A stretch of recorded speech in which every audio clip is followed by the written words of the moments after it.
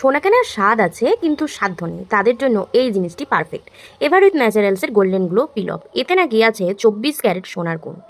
এবার আমার একটা বদ অভ্যাস হচ্ছে, সেটা হাতের নখ হোক কি শ্যাম্পুর পাতা সবই আমি কেটে ফেলি দাঁত দিয়ে। তারপরে এই যে তেতো তেতো স্বাদটা এসে বুঝিয়ে দেয় যে সব কিছুতে মুখ লাগানো ঠিক না। তো বাটি তুলির এইসব ঝামেলায় আর না গিয়ে একদম প্যাকটা ঢেলে ফেলেছি হাতে। আর এদিকে দেখো, বেড়াল আর ছাগল মিলে ঘাস খাওয়া নিয়ে ঝামেলা করছে।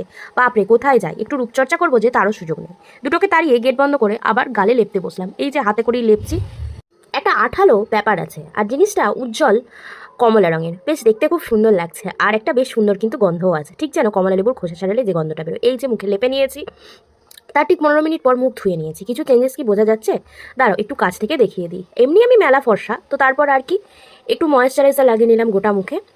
যে কোনো face pack pin of mask লাগানোর পর অবশ্যই ময়েশ্চারাইজার লাগাতেই হবে, না হলে কিন্তু স্কিন মোটেও রিজুভিনেট করবে না। টাটা।